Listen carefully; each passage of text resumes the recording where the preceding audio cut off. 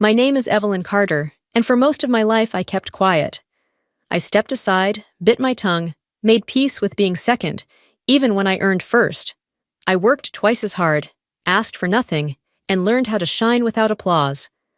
So when I finally made it, when I reached a role people twice my age were still chasing, I thought maybe, just maybe, my moment had come.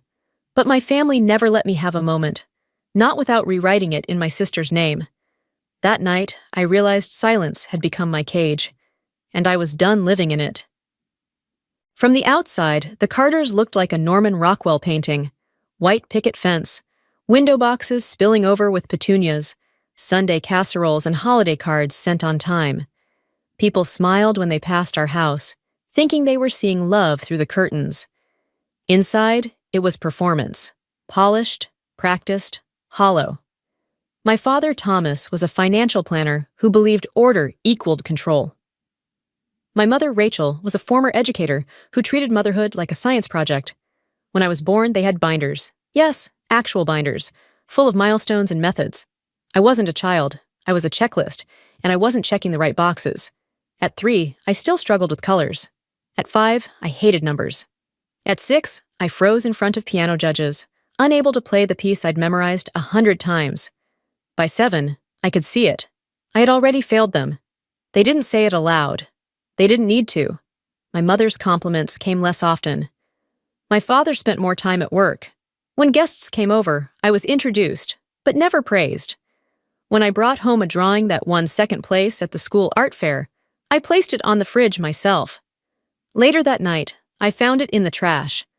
I still remember thinking, maybe next time I'd win first. Maybe then they'd notice. But I never got the chance. Because soon after, Lily was born. Lily arrived on a warm October morning, swaddled in pink and praised like a miracle. I was 6. I remember standing beside my mother's hospital bed, clutching a handmade card, and watching everyone fawn over the tiny bundle in her arms. My mother didn't even look at the card. "Isn't she perfect?" she whispered to my father, eyes shining. "Look at those fingers, pianist fingers." By the time Lily turned 1, our home transformed. The living room became a learning lab. Foreign language flashcards, musical mobiles, color-coded charts. She had a speech coach by age 2, a ballet instructor by 3. Meanwhile, I was quietly doing my homework at the kitchen table, hoping someone might notice I'd gotten an A in science. No one did. "Lily's mind is just so quick," my mother would say, not to me, but near me, like I was the wall, absorbing her disappointment. At dinner, conversations circled around Lily's milestones. The new word she learned, the dance move she nailed, the exceptional potential she clearly possessed. If I spoke up, I was interrupted. If I didn't, no one asked. One afternoon, I overheard my mother on the phone. "Evelyn? She's different, slower to develop. But Lily's our star."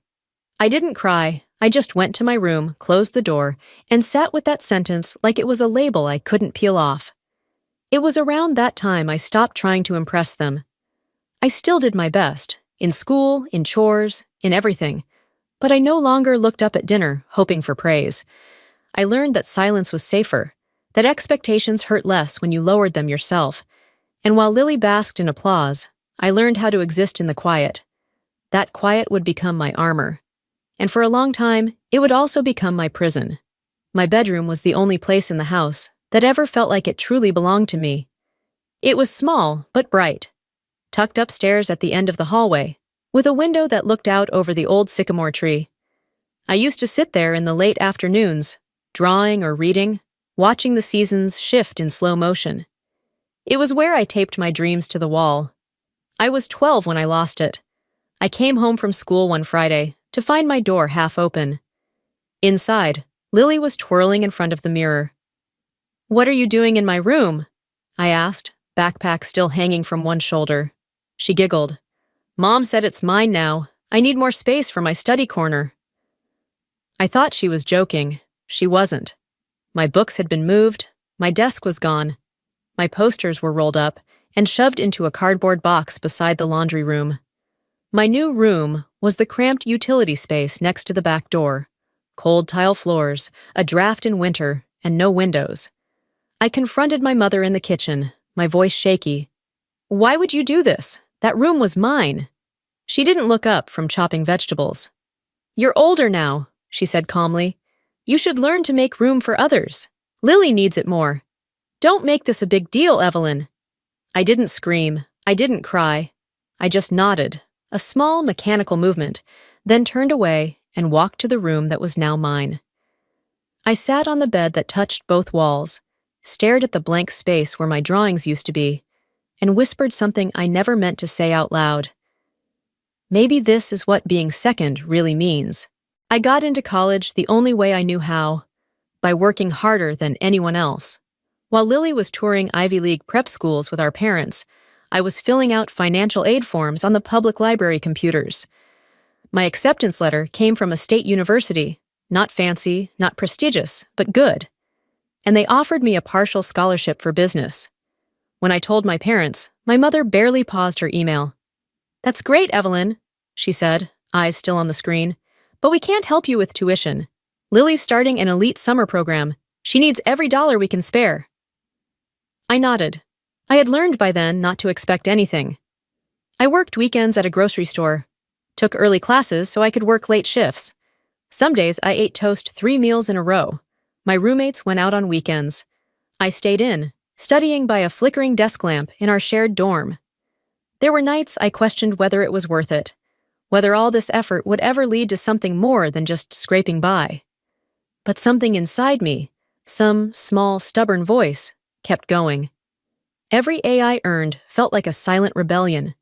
Every problem I solved in accounting class was a reminder. I was capable, even if no one ever said it out loud. I taped my scholarship letter above my desk, right where I could see it when I wanted to quit. No one celebrated it, no framed photo, no "we're proud of you" dinner. But it was mine. And for the first time, that felt like enough to keep going. If there was one constant in my life, it was them. My grandparents, Walter and June. While my parents celebrated Lily's science fair wins and dance recitals, my grandparents came to see me present a group project in a classroom with flickering lights and broken chairs. They mailed handwritten notes before every exam, sometimes slipping a $20 bill between the folds with a line that said, "For coffee and confidence." During winter break of my sophomore year, I visited them in their small home just outside of Pittsburgh. It smelled like cinnamon and old books. Grandma made tea. Grandpa asked about every class like he actually wanted to hear the answers. I confessed then that I was falling behind on tuition, that I'd picked up a second job and was barely sleeping. They looked at each other, then back at me. "You're not doing this alone anymore," Grandpa said. "We'll cover the rest. Tuition, books, whatever it takes," Grandma added. "You just focus on becoming who you're meant to be." I cried for the first time in months. It wasn't just about the money. It was that someone, finally, believed I was worth investing in. Their help didn't come with conditions or comparisons. It came with soup and Tupperware and voicemails that said, "We're proud of you no matter what." From then on, whenever I felt like quitting, I thought of them, of the way they clapped the loudest, even when there wasn't much to clap for, of the way they never once asked, "Why can't you be more like Lily?" Their belief in me became the foundation I built everything else on. I graduated with honors, summa cum laude, a GPA that stunned even my academic advisor. There was no party, no banner in the yard. My parents didn't come to the ceremony, but my grandparents sat in the third row, clutching a bouquet of daisies and crying through the entire speech. I had offers, not many, but enough. One from a small investment firm in Boston stood out. Modest pay, long hours. But they were willing to train me. I packed 2 suitcases, boarded a bus, and left behind the town where I'd always been invisible. The office was sharp, sterile, fast-moving. Everyone seemed to speak in acronyms.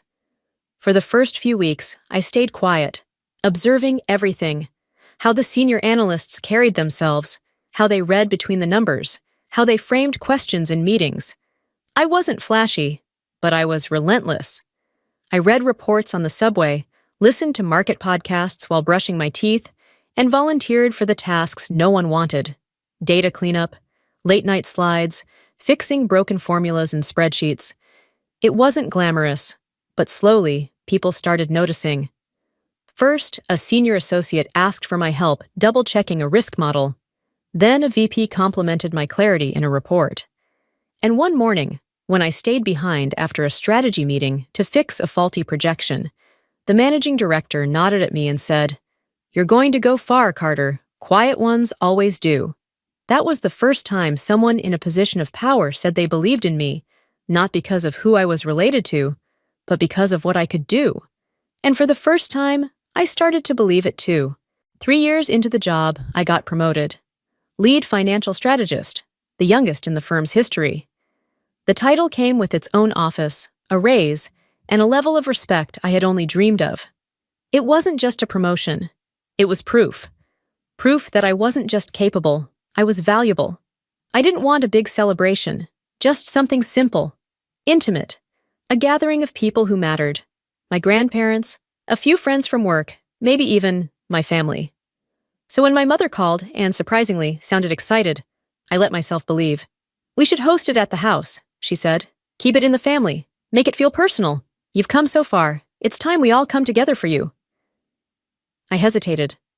That house held more ghosts than warmth, but something in her tone felt different. And for a second, I thought maybe things had changed. Maybe she saw me now. "Just send the money for catering and decor," she said. "I'll handle the rest." I wired her $3,500 the next morning. No questions, no conditions. I even bought a new dress, navy blue, simple but elegant. I practiced my short speech in front of the mirror, not to impress, just to thank the people who helped me climb, and maybe to finally hear my own family say they were proud. I arrived early that Saturday. The front lawn was decorated with gold ribbons. Catering vans lined the street. Music drifted softly through the windows. For the first time in a long time, I felt something unexpected. Hope. The house looked beautiful. White orchids lined the staircase. Strings of lights draped across the ceilings like a canopy. The air smelled of rosemary lamb and baked brie. It was more elaborate than anything I expected. Certainly more than what $3,500 should have covered. I spotted my grandparents near the punch bowl, chatting with a few extended relatives I hadn't seen in years. It felt surreal. This was supposed to be my moment. A rare pause in the chaos where I could breathe, reflect, share. I raised my glass, ready to speak. But before I could open my mouth, my mother tapped her spoon against a champagne flute. The room quieted. "Dear family and friends," she began, beaming like the host of a televised award show. "We're so thrilled you could all join us tonight, not just to reconnect, but to celebrate something truly special." She turned toward the staircase. "Lily, sweetheart, come on down." My sister descended like a bride. Red satin dress, full makeup, hand in hand with a tall, clean-cut man I didn't recognize. "Everyone," my mother continued, "Lily and her partner Andrew are officially engaged." The room erupted in gasps and applause. I stood frozen, glass still raised mid-air. Lily gave a teary smile, waved gently, and leaned into Andrew like this was their stage. And it was, because they had stolen it. I looked at my mother. She smiled back at me, eyes gleaming, not with pride, but with possession. Like this was always the plan. I lowered my glass. Every word of the speech I'd prepared crumbled in my throat. Every ounce of hope I'd dared to hold on to burned down in an instant. I hadn't just been pushed aside. I had funded the spotlight. For someone else. The house buzzed with laughter and soft jazz. Waiters moved between guests, balancing trays of wine and hors d'oeuvres. People mingled, complimented the decor, asked if a wedding planner had been involved. I stayed near the corner of the room, smiling politely, nodding, trying to ignore the slow pressure building behind my eyes. This was supposed to be my moment, my celebration, not extravagant, just meaningful, honest. Instead, I stood there, an observer at my own event, a guest at something I had paid for, in full. I saw Lily drifting from conversation to conversation, Her hand curled around Andrew's arm like they were royalty. Every time someone offered congratulations, my stomach twisted tighter. I clutched my note card, a simple 3-minute thank you I had rehearsed all week. I scanned the room for my grandparents. They gave me a subtle nod of encouragement. Now or never, I thought. I stepped forward, lifted my glass, and cleared my throat. But before I could speak, the chime of a spoon against glass rang out sharply. 3 deliberate taps. Everyone turned. My mother stood at the center of the room, glowing. "Family, friends," she began, voice bright and confident, "we're so thrilled to have you all here tonight. It means the world to us to see so many loved ones gathered in one place." I froze. "Tonight isn't just about reconnecting," she continued, turning toward the staircase. "It's about celebrating something truly special, a beautiful new beginning." She smiled wide. "Lily and Andrew are engaged." The room exploded in cheers, gasps, applause. Phones were raised, glasses clinked. I didn't move. I couldn't. It was like my body had disconnected from itself, like the floor beneath me had thinned into air. My mother had rewritten the entire purpose of this night, erased me, again, and done it with a toast. This wasn't just a betrayal. It was a performance, and I had funded the stage. In that moment, I understood something with perfect clarity. They were never going to give me my place. I had to take it. For a long moment, I stood still, champagne glass in hand, applause ringing in my ears like distant thunder. Lily leaned her head on Andrew's shoulder, glowing under the lights I had paid for. My mother turned and caught my gaze. Her smile didn't falter. It hit me then. She didn't forget this was my celebration. She erased it, on purpose. I felt something crack open inside me. Not rage, not even heartbreak, something deeper, resolve. I stepped forward. The clinking faded, murmurs quieted. A few people turned, confused. I didn't wait for permission. "Excuse me," I said, voice clear, calm. "May I speak for a moment?" All eyes shifted. My mother's expression tightened. My father moved as if to intervene, but stopped. "This gathering," I said, lifting the note card I no longer needed, "was meant to celebrate a milestone in my life. I was recently promoted to lead strategist at my firm in Boston, a position I worked years to earn." A ripple moved through the room. "I paid for tonight," I continued. "The food, the decorations, the music, all of it." My mother agreed to help coordinate. At no point did she tell me it would become an engagement party. A heavy silence settled. Lily's eyes widened. Andrew looked between us, visibly confused. "I'm not here to steal anyone's moment," I said. "I'm here because mine was stolen, like so many others have been. This isn't about jealousy, it's about honesty, about how one child was always praised while the other was expected to stay quiet." I turned toward my parents. "I've been quiet for years. I've swallowed disrespect, disguised hurt as humility. I've made peace with being invisible." Then I took a breath. "But not tonight. Tonight, I speak. Because I've been silent long enough. And in that moment, I wasn't a background character anymore. I was the voice in the center of the room, and no one could take it from me again." The room stood still, caught in the kind of silence that follows truth too sharp to ignore. Andrew looked at Lily, his brows furrowed. "You told me this was just a family dinner," he said quietly. "You didn't mention any of this." Lily stepped forward, flustered. I wanted it to be a surprise. I thought, it would be easier this way." He gently pulled his hand from hers. "By using your sister's money? Her moment?" His voice was calm, but cold.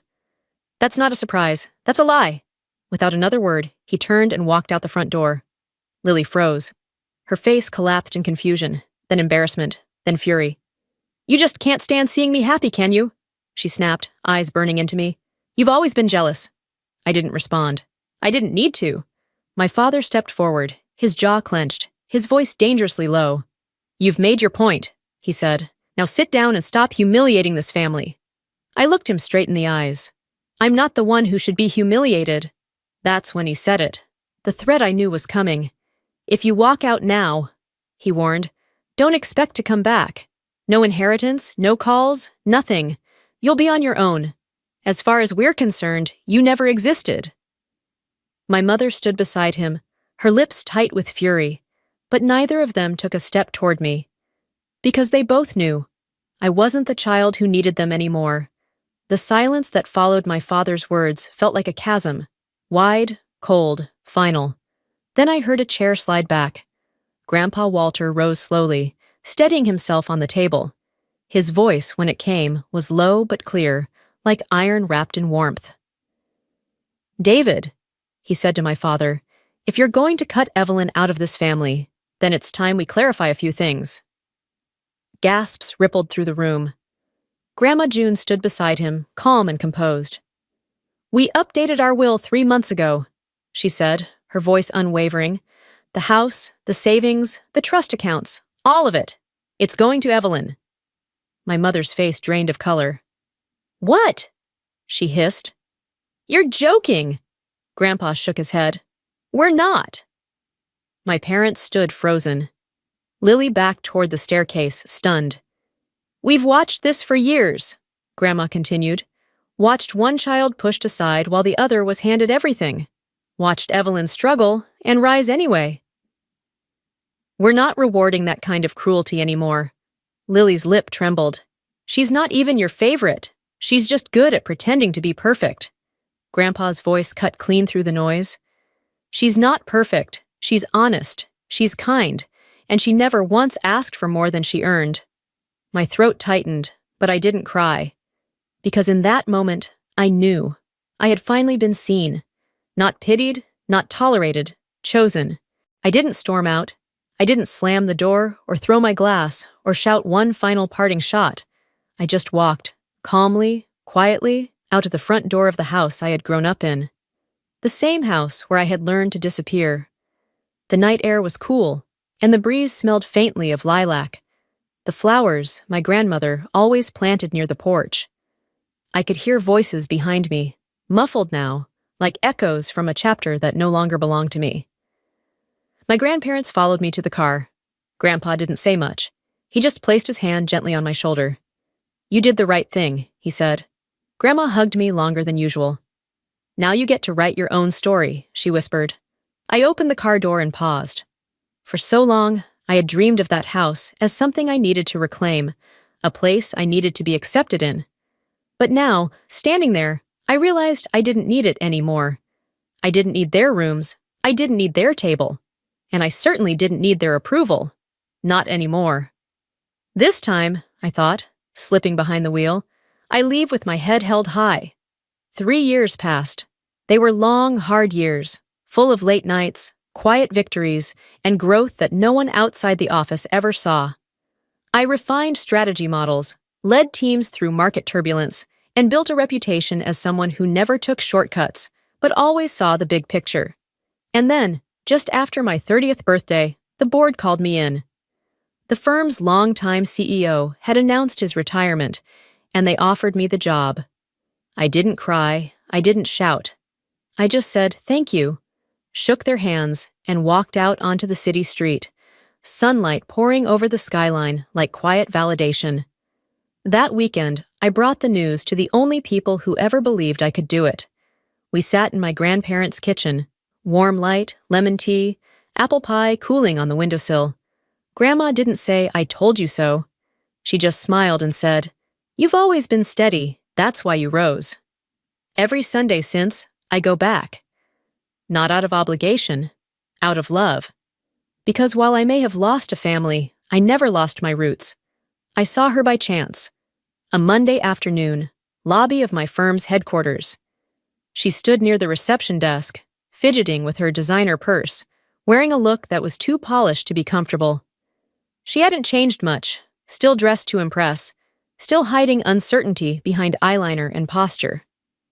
"Evelyn," she said flatly, "I'm not here to apologize." I raised an eyebrow. "Then why are you here?" She hesitated. I don't get it. How you're doing so well, without anyone helping you." I looked at her for a long time. She looked tired, not just on her face, but in the way her shoulders curled inward. Because I had nothing. I said softly. And that's when I learned how to stand on my own. Lily didn't answer. She just blinked, as if she'd never considered that strength could come from struggle. She left without saying goodbye, and I stood there, not angry, not smug, just still. Once I would have begged for a moment like that, a moment where she finally saw me, where she asked how I did it. But now I didn't need her understanding, because I understood myself. And that was enough.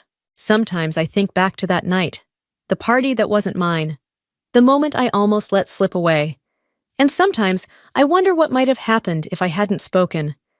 If I had stayed silent, swallowed the hurt, smiled for the sake of peace. Again. But I didn't. I spoke, I stood, and for the first time, I didn't wait for anyone to hand me permission to exist. That night didn't make me successful. It didn't land me a promotion or write my resume, but it changed something far greater. It freed me. For years, I thought strength meant achieving more, proving myself over and over, earning love through effort. But the real turning point wasn't becoming a strategist, or a CEO, or inheriting anything at all. It was the moment I chose myself, chose to stop chasing approval that was never freely given, chose to stop shrinking just to keep the peace, chose to believe that my worth was not a vote. It wasn't success that made me strong, I've realized. It was choosing to love myself when no one else knew how. And now, I live by that truth. Quietly, fully. Some wounds never vanish. Some ghosts still echo in old memories. But they don't define me anymore. I do.